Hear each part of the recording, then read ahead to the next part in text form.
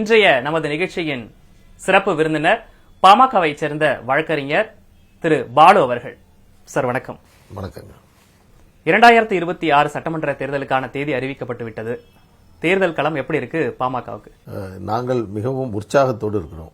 ஒரு நம்பிக்கையோடு இந்த தேர்தலில் நிச்சயமாக பாட்டாளி மக்கள் கட்சி இடம்பெற்ற கூட்டணி வெற்றி பெற வேண்டும் என்றும், பாட்டாளி மக்கள் கட்சி குறிப்பாக இந்த தேர்தலில் நிச்சயமாக வெற்றி பெற்றே ஆக வேண்டும் என்ற முனைப்போடு எங்கள் கட்சியினுடைய தலைவர் மருத்துவர் அன்புமணி ராமதாஸ் அவர்களும், கட்சியினுடைய முக்கிய நிர்வாகிகளும், ஒட்டுமொத்த பாட்டாளி சொந்தங்களும் அதற்காக நாங்கள் தீவிரமாக பணியாற்றி வருகிறோம்.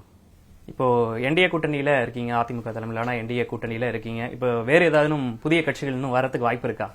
அப்புறமும் அன்புமணி ராமதாஸ் கூட இந்த செய்தியை சொன்னார். நிச்சயமாக வருவதற்கான வாய்ப்புகள் இருக்கிறது. ஏனென்றால் நாங்கள் ஒரு பலமான ஒரு கூட்டணியை அமைத்திருக்கிறோம். திமுகவை பொறுத்தவரைகள் தங்களிடம் இருக்கக்கூடிய கூட்டணியை தக்க வைத்துக் கொள்ள முயற்சி செய்து வருகிறார்கள். பல்வேறு குழப்பங்கள் நிலவி கொண்டிருக்கிறது. இந்த தருணத்தில் நாட்கள் செல்ல செல்ல திமுகவில் இருக்கக்கூடிய கூட்டணியில் விரிசலும் பிரச்சனையும் குழப்பங்களும் நிச்சயமாக ஏற்படும். எங்கள் கூட்டணியை பொறுத்தவரையில் இன்னும் புதிய கட்சிகள் உள்ளே சேருவதும் இன்னும் வலுப்பெறுவதும் எங்கள் கூட்டணியினுடைய பலம் அதிகமாகவும் தொடரும். இப்போ உங்க தொகுதி பங்கீடு பேச்சுவார்த்தை தொடங்கிட்டாங்க சார், தொடங்கி போயிட்டு இருக்கு. அதனால நீங்க சொல்ற அந்த நெருடல் இருக்கு அப்படின்னு இன்னும் இந்த சைட்ல இன்னும் பேச்சுவார்த்தை இன்னும் தொடங்கல. அப்படி இருக்கும்போது என்ன நடக்க வாய்ப்பு இருக்கு? தேசிய ஜனநாயக கூட்டணி நீங்க அதை வச்சுதானே சொல்றீங்க. இப்ப தொகுதி பங்கீடுனால தானே அங்க சலசலப்பு இருக்கு. இன்னும் இங்க தொகுதி பங்கீடு பேச்சுவார்த்தை இன்னும் இல்ல. அது ஏறக்குறைய எங்களுக்குள்ளாக ஒரு சமரசமான உடன்படிக்கை என்பது முடிவாகிவிட்டது. இதில் எங்களுக்கு எந்த குழப்பமும் இல்லை, சலசலப்பும் நீங்கள் பார்த்திருப்பீங்க. அந்த மாதிரிலாம் எங்களுக்குள் இல்லை. இப்போ நரேந்திர மோடி அவர்களோடு சென்னையில் ஒரு கூட்டம், மதுரையில் கூட்டம், திருச்சியில் கூட்டம், 3 பெரிய பிரச்சாரத்தை நாங்கள் மேற்கொண்டிருக்கிறோம். எனவே அவர்களால் இன்று ஒரு பரப்புரையை கூட அவருடைய கூட்டணியின் சார்பாக அவர்கள் அமர்ந்து செய்ய முடியாத நிலையில் தான் அவர்கள் இருந்து கொண்டிருக்கிறார்கள்.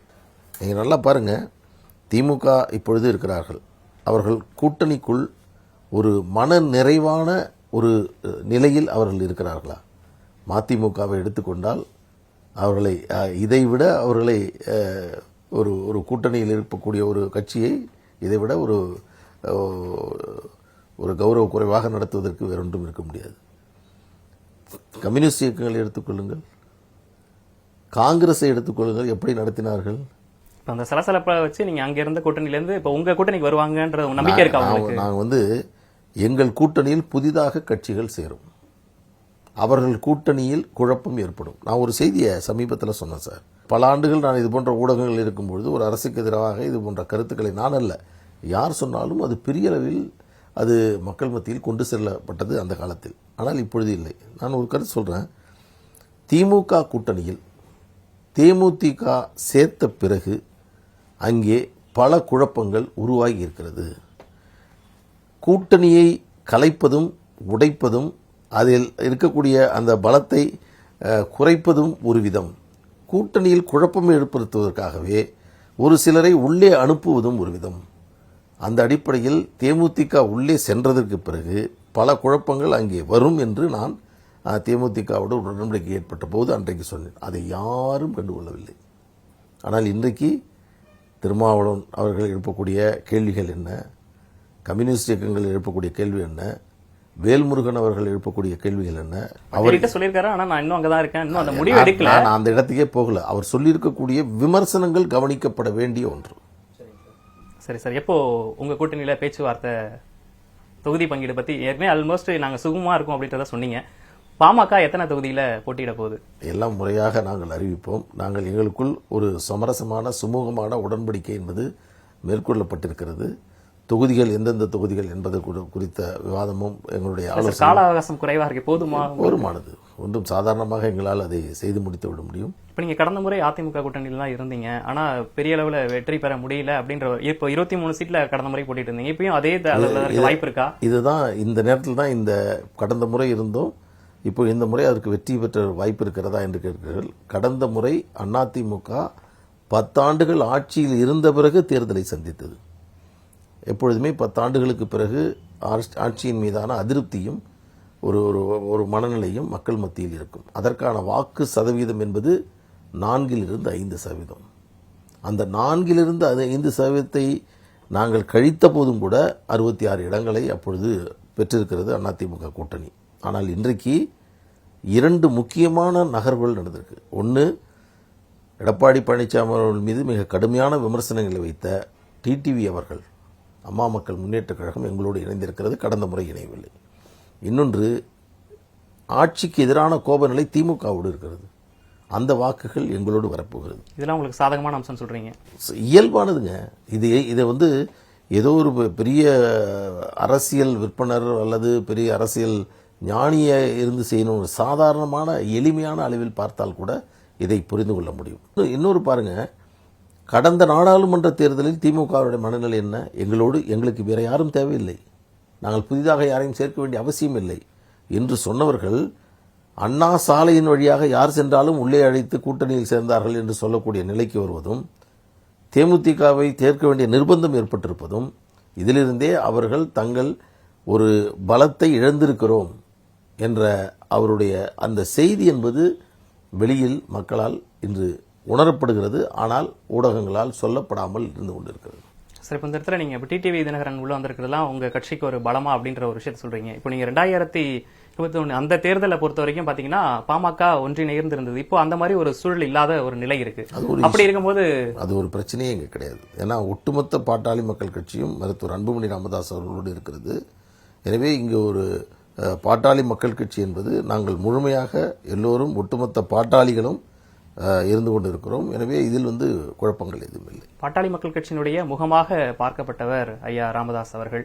இப்போ அவங்க என்ன முடிவு எடுக்க போறாரு அப்படிங்கறதும் இந்த தேர்தலில் உற்று நோக்கப்படுது. அப்படி இருக்கும்போது நீங்க உங்களுடைய கணிப்பு என்ன சார்? இதை பற்றி அதிகம் நம்ம விமர்சனம் செய்ய தேவையில்லை. ஏன்னா இன்றைக்கும் அவர் எங்களுக்கு நிறுவனர். ஆனால் தமிழக அரசியலில் தேர்தலை, கூட்டணியை, கணக்கை துவங்கக்கூடியவரும் கணக்கை போடக்கூடிய இடத்திலும் இருந்தவர்.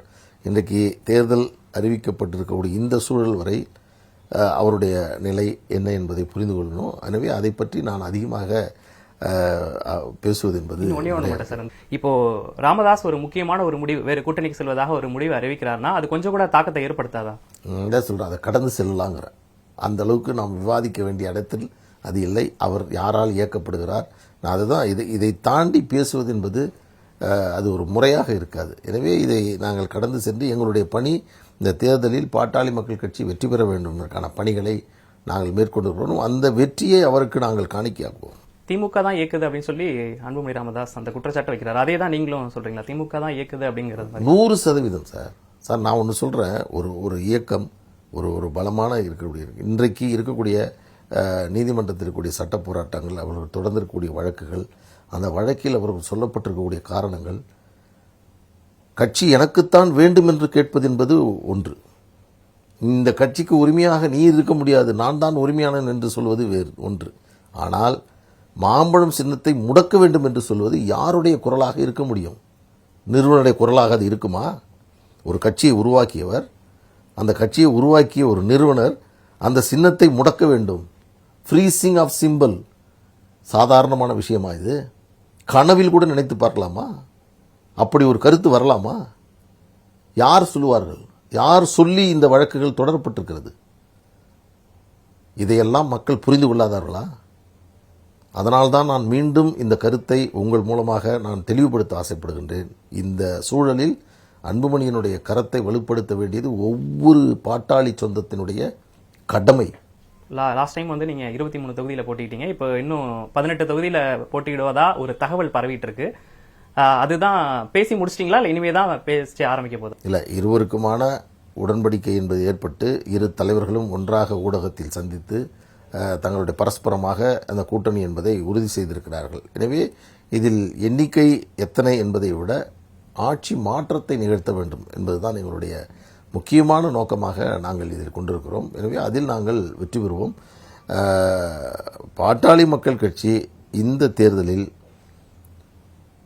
தமிழ்நாட்டில் அதிகமான சட்டமன்ற உறுப்பினர்களை கொண்டிருக்கக்கூடிய ஆளும் கட்சிக்கு அடுத்து கட்சியாக, திமுகவை விட அதிகமான சட்டமன்ற உறுப்பினர்களை கொண்டிருக்கக்கூடிய கட்சியாக பாட்டாளி மக்கள் கட்சி இருக்கும். நீங்க குறிப்பிட்ட மாதிரி ஆட்சி அதிகாரம் அப்படின்னு சொல்லும்போது இந்த தேர்தலை பொறுத்த வரைக்கும் அதனுடைய அந்த பேச்சு வந்து ரொம்ப அதிகமா இருக்கே சார். ஆட்சியிலையும் பங்கு, அதிகாரத்திலையும் பங்கு வேணும் அப்படின்ற பேச்சு. இதுல உங்களுடைய நிலைப்பாடு என்ன சொல்லுவீங்க? இல்லை, இதில் வந்து அன்புமணி ராமதாஸ் அவர்கள் அதை தெளிவுபடுத்தியிருக்கிறார். எனவே நாங்கள் அதை பற்றியெல்லாம் இப்பொழுது சிந்திக்கவும் இல்லை, அதை பற்றி நாங்கள் எந்த விதமான விவாதமும் நாங்கள் மேற்கொள்ளவில்லை. அதிமுக ஆட்சி அமைக்கும். இல்ல, நீங்க 2016 மாற்றம் முன்னேற்றம் அன்புமணின்னு அப்படின்னு ஒரு விஷயத்தை முன்னெடுத்து சிஎம் கேண்டிடேட்டா முன்னிறுத்தி பண்ணியிருந்தீங்க. இப்ப 10 வருடங்கள் முடிந்திருக்கிறது. அதனால அந்த கேள்வி இல்லை, இப்பொழுது அதற்கான காலங்கள் எதிர்காலத்தில் நிச்சயமாக இருக்கிறது. எனவே இந்த தேர்தல் என்பது ஒரு திமுக என்ற ஒரு தீய சக்தியை, மக்கள் விரோத சக்தியை வீட்டுக்கு அனுப்ப வேண்டும் என்பதுதான் ஒரு பிரதானமானது. அதைத்தான் நாங்கள் இந்த தேர்தலில் செய்ய போகிறோம். இந்த தேர்தலை பொறுத்த வரைக்கும் உங்களுடைய கணிப்படி எத்தனை முனை போட்டி நீங்க சொல்றீங்க? இப்போ கலைதார்த்தம் வந்து 4 முனை போட்டி அப்படின்ற மாதிரி நான் உங்களுக்கு வரைக்கும் சொல்றேன். முன்னாடி சொன்ன கணக்கில் ஒரு கணக்கு கொஞ்சம் ஆட் பண்ணீங்க. விஜயோட வருகை இருக்குல்ல, நான் வந்து டிடிவி வருகை, எதிர்க்கட்சி அதாவது ஆளும் கட்சிக்கு எதிரான இருக்கக்கூடிய மனநிலை திமுக மீது இருக்கக்கூடியது, எங்களுடைய கூட்டணி கட்சிகள் பாஜக, அம்மா மக்கள், பாட்டாளி மக்கள் கட்சி, அதிமுக, இதில் இருக்கக்கூடிய கூட்டணி கட்சிகளுடைய வாக்கு சதவீத பலம், இது இல்லாமல் விஜய் அவர்களுடைய வருகையினால் ஏற்படக்கூடிய தாக்கம், பாதிப்பு. உங்க கூட்டணிக்கு வராரா சார்? அவர் தேர்தலுக்கு அரசியலுக்கு வந்திருக்கக்கூடிய காரணத்தினால் ஏற்படக்கூடிய தாக்கம், பாதிப்பு என்பது எல்லோரும் இதை நிறைய பேசிட்டாங்க. இந்த தருணத்தில் நீங்கள் எடுத்துக்கொண்டால் நிச்சயமாக மிகப்பெரிய ஒரு தாக்கத்தை திமுகவிற்கு அது ஏற்படுத்தும். பாரதிய ஜனதா கட்சிக்கு எதிரான மனநிலை கொண்டவர்கள் சிறுபான்மையினர், பாஜக இருக்கக்கூடிய ஆட்சி இருக்கக்கூடிய இடத்தில் சிறுபான்மையினர் வாக்களிக்க மாட்டார்கள் என்ற ஒரு மாய பிம்பத்தை கட்டமைத்திருக்கிறார்கள். அது அது அது அப்படித்தான் தமிழ்நாட்டில் இருந்து கொண்டிருக்கிறது. ஆனால் அந்த ஒட்டுமொத்த வாக்கு சதவீதத்தையும் சிறுபான்மையினர், கிறித்தவ மக்கள், இஸ்லாமிய மக்கள், பட்டியல் சமூக மக்கள், இந்த மக்களுடைய வாக்குகளை முழுமையாக திமுக பெற்றுக்கொண்டிருந்ததை இப்பொழுது விஜய் அவர்கள் மடைமாற்றம் செய்வார். இப்போ இந்த சிபிஐ விசாரணைக்காக டெல்லி போயிருந்தாரு சார் விஜய். அப்போ வந்து ஒரு பேசப்பட்டது என்னன்னா, பாஜக கூட்டணிக்கு விஜய் வரப்போறாரு அப்படின்ற ஒரு தகவல் பரவலா பேசப்பட்டுச்சு.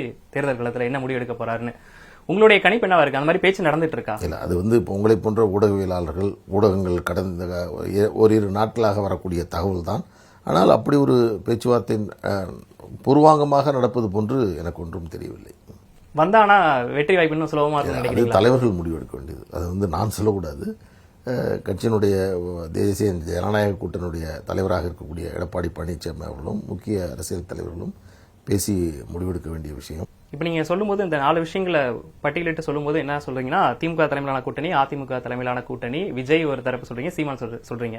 அப்படின்னா 4 முனை போட்டியா தான் இப்போ அப்படி நீங்க பார்க்க முடியாது. ஏனென்றால் இது ஒரு ஒரு ஒரு நான் இப்படி சொல்றேன், ஒரு மும்முனை போட்டி என்று வைத்துக் கொள்ளுங்கள். இப்போ அதாவது திமுக, அதிமுக எதிரான சிந்தனை கொண்ட இயக்கங்களை ஒரு முனையாகவும், திமுகவினுடைய அணி ஒன்றாகவும், அதிமுகவுடைய அணி ஒன்றாகவும், 3ஆக பிரித்து பாருங்கள். யார் பலமானவர், யார் வலுவானவர்? 2வது இடத்துக்கு யார் வருவாங்க நீங்க சொல்றீங்க? யார் வேணாலும் வரட்டும், எங்களுக்கு அது முக்கியம் இல்லை. யார் வேணாலும் வரட்டும். ஆனால் இந்த இந்த 3 முனை என்று நீங்கள் எடுத்துக்கொண்டாலே கூட அது அதிமுகவுக்கு தான் சாதகமானது. அப்புறம் இந்த தேர்தலை பொறுத்த வரைக்கும் சார், இப்போ நீங்க டிடிவி தினகரன் வந்து உங்க கூட்டணியில் இருக்காரு, ஓபிஎஸ் வந்து டிஎம்கேல போய் ஜாயின் பண்ணிட்டாரு, சசிகலா தனி கட்சி சொல்லி அவங்க இதா இருக்காங்க. இப்போ இந்த இடத்துல 3 இதா இருக்கு. இன்னொரு பக்கம் பாத்தீங்கன்னா ராமதாஸ், அன்புமணி, வேல்முருகன் அந்த பக்கம் இருக்காரு. இந்த மாதிரி ஸ்பிளிட் ஆகிருக்கிறதுல ஓட்டு வந்து இந்த வாட்டி கணிக்க முடியாத ஒரு நிலைமையில தான் இருக்குன்னு நீங்க நினைக்கிறீங்களா? இது அப்படியே திமுகவில் பேசி பாருங்களா. காங்கிரஸ் ஒன்றா இல்லை, வேல்முருகன் பிடிக்கலங்கிறாரு, கம்யூனிஸ்ட் கட்சிகள் சீட்டை குறைச்சிட்டாங்கன்றாங்க, மதிமுக ஒரே ஒரு இடத்துல தான் நிற்கணும்னு சொல்கிறாங்க. இதை விட இதில் வந்து நீங்கள் பேசுறதுக்கு ஒரு சப்ஜெக்டே இல்லையே. ஒட்டுமொத்த கட்சியிலுமே குழப்பம் இருக்க. அப்படி பார்க்கின்ற பொழுது எல்லா குழப்பங்களும் நிறைந்திருக்கிறது திமுகவில் தானே இருக்குது. அதிமுக அப்படி ஒரு குழப்பங்கள் இல்லையா, அதுக்கான சூழல் என்பதே இல்லையா. நேற்று இவங்க சசிகலா வந்து நேற்று வந்து ஆட்சியை ஆரம்பிக்க போகிறோன்னு சொல்கிறாங்க. அது என்ன நடக்கும், என்ன போகும்? ஒரு நபரை வைத்து நாம் இவ்வளவு பேசுகிறோம். ஒரு இயக்கம் இது, கூட்டணியில் இருந்தவர்கள் இத்தனை காலமாக. இப்போ வந்து தேமுதிக உள்ளே வருது, அவங்க எத்தனை சீட்டு கொடுத்தாங்க, அடுத்தவங்க ஏறக்குறைய 5 வருடமாக திமுகவுக்கு முட்டு கொடுத்துட்டு இருந்தாங்க. அதிமுகவோட பேச்சுவார்த்தை நடத்திட்டு தானே சார் இருந்தாங்க தேமுதிக பொறுத்த வரைக்கும். அதுதான் உங்களுக்கு சொல்கிறேன். அப்போ உங்களுக்கு கொடுத்துருக்கும் பொழுது நாங்கள் இத்தனை ஆண்டு காலம் உங்களை பாதுகாத்து உங்களுக்கு ஆதரவாக இருந்து நீங்கள் செஞ்ச தப்புகள்லாம் துணை போய் நீங்கள் செஞ்ச தப்புகள்லாம் மக்கள்கிட்ட கொண்டு போய் சேர்க்காம எல்லா கட்டத்திலையும் உங்களோட பக்கத்தில் இருந்த எங்களை இப்படியே வச்சுட்டு திடீர்னு ஒருத்தவங்க வந்தாங்கன்னு சொல்லிட்டு எங்களை விட அதிகமான முக்கியத்துவமான இடத்தில் வைப்பது என்பது என்ன நியாயம்? நீங்க சொல்லும்போது டிஎம்கே சைட்லேருந்து வைக்கிறது என்ன சொல்றாங்கன்னா, தேர்தல் முடிஞ்சதுக்கு அப்புறம் பீகார் மாதிரியான ஒரு நிலைமை இங்க ஏற்படும், இப்போ பாஜக அதுக்கான காயில நகர்த்தும் அப்படின்ற ஒரு குற்றச்சாட்டை வைக்கிறாங்க. அப்போ தேர்தல் வெற்றிக்காக சமூக நீதியை தாரை வார்த்து விட்டது திமுக. இல்ல நான் அதுக்காக இல்லை, அவங்க இந்த விஷயத்த சொல்றாங்களே சார். இப்போ பாஜக அதிமுக கூட்டணின்றது வந்து தேர்தலுக்கு அப்புறம் பீகாரில் நடந்த ஒரு சுச்சுவேஷன் தான் இங்கேயும் நடக்கும் அப்படிங்கிறத முன்வைக்கிறாரு. அவங்க சொல்லுவாங்க. நான் கேட்கறது, ஏன் சாதிவாரி கணக்கெடுப்பை திமுக நடத்த தயங்குகிறது? என்ன காரணம்? அதற்கு என்ன அவர்கள் சொல்லக்கூடிய சமாதானம்? மாநில சுயாட்சியை பேசக்கூடிய திராவிட முன்னேற்றக் கழகம் மாநில அரசுக்கு சாதிவாரி கணக்கெடுப்பு நடத்த அதிகாரம் இல்லை என்று சொல்வது என்ன கொள்கை? இது எல்லாம் ஒன்றாக சேர்ந்து ஆட்சிக்கு எதிரான மனநிலையை இன்னைக்கு கஞ்சா என்பதும் மது என்பதும் போதைப் பொருட்கள் என்பதும் சட்டம் ஒழுங்கு சீர்கேடு என்பதும் ஒவ்வொரு இடத்திலும் ஒவ்வொரு கிராமத்திலும் ஒவ்வொரு ஊர்களிலும் இது நடந்து கொண்டிருக்கிறது. இதுதான் மக்களிடத்தில் மிகப்பெரிய தாக்கத்தை ஏற்படுத்தப் போகிறது. கஞ்சா விற்பனை தமிழ்நாட்டில் இல்லாத கிராமங்களே இல்லை என்று சொல்லக்கூடிய நிலை தமிழ்நாட்டில் இருந்துட்டு இருக்கு. இதை பற்றி தான் பெரியவர்கள், பெண்கள், ஒரு கிராமத்தில் இருக்கக்கூடிய முக்கியஸ்தர்கள் இதை பற்றி தான் கவலைப்பட்டு கொண்டிருக்கிறார்கள். இந்த நேரத்தில் திமுக மீண்டும் 5 ஆண்டுகள் ஆட்சிக்கு வருகிறது என்று சொன்னால் இந்த போதை கலாச்சாரம் என்பது தமிழ்நாட்டில் இருக்கக்கூடிய ஆப்பிரிக்கா கண்டத்தில் இருக்கக்கூடிய போதைப் பொருட்கள் பெருமளவில் பயன்படுத்தக்கூடிய நாடுகளில் இருப்பதை போன்று தமிழகம் மாறிவிடும். எங்களோட நிகழ்ச்சியில் நிறைய விஷயங்களை பகிர்ந்துட்டீங்க. ரொம்ப நன்றி சார். நன்றி, வணக்கம்.